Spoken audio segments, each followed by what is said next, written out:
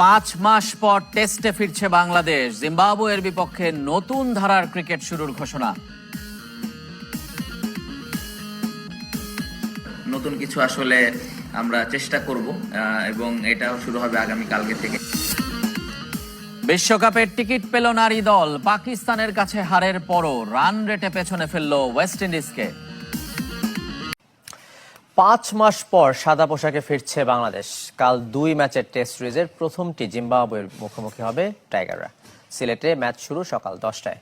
গত 2 যুগের নিরাপদ ক্রিকেটের ধারাবাহিকতা বদলে টেস্টে আক্রমণাত্মক খেলার শুরুটা এই ম্যাচ দিয়ে করতে চান বাংলাদেশ অধিনায়ক নাজমুল শান্ত। জিম্বাবুয়েও কিছুটা অবাক সিলেটের বাউন্সি পিচ দেখে। সিলেট থেকে আশিক রুদ্র রিপোর্ট। বর্ণিল এই ট্রফিটা কার হাতে যাবে সেটা সময়ই বলে দেবে। শক্তিমত্তা হিসেব করলে তো বাংলাদেশেরই প্রাপ্য।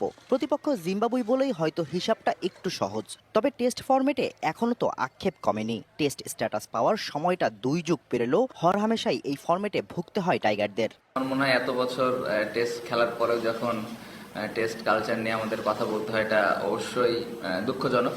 আমার মনে হয় যে গত বছর আমরা 4টা ম্যাচ জিতলাম টেস্ট চ্যাম্পিয়নশিপের যেই 12টা টেস্টের মধ্যে। নতুন কোচ আসার পরে তার একটা প্ল্যান আছে এবং সে আসলে কিভাবে দলটাকে সামনের দিকে নিয়ে যেতে চায় তার একটা প্ল্যান আছে এবং যেগুলো অলরেডি প্লেয়ারদের সাথে শেয়ার করেছেন। সিল্কোর দ্বিগুণ শাইনি চুল প্রতিদিন।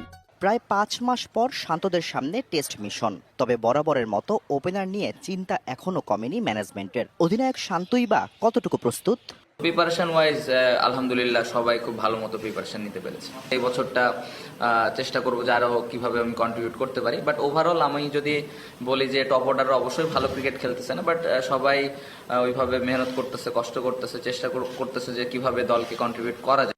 জিম্বাবুয়েও টেস্ট জিতেছে প্রায় বছর 4 আগে। বাংলাদেশের মাটিতে এবারও জয় পাওয়াটা যে কঠিন হবে সেটা সহজেই স্বীকার করে নিলেন জিম্বাবুয়ে অধিনায়ক।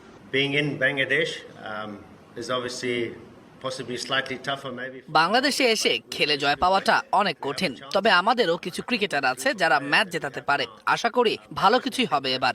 We can pose it. তবে টেস্ট শুরুর আগে টাইগারদের জন্য স্বস্তির খবর। মিরাজের আঙুলের চোট নিয়ে শঙ্কার মেঘ অনেকটাই কেটে গেছে। তাই ফিট মিরাজকেই হয়তো পাওয়া যাবে প্রথম টেস্টে। সিলেটে দারুণ একটা সুখস্মৃতি আছে এই জিম্বাবুয়ের। বাংলাদেশের বিপক্ষে এখানে একটি টেস্ট খেলেই সেই ম্যাচেই জয় পেয়েছিল তারা।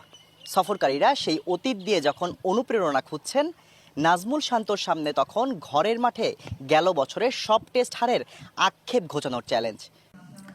টেস্টে বাংলাদেশের পথ চলার সঙ্গী জিম্বাবুয়ে। এ দলটার সাথেই প্রথম টেস্ট এবং সিরিজ জয়ের স্বাদ পেয়েছিল টাইগাররা। পরিসংখ্যানে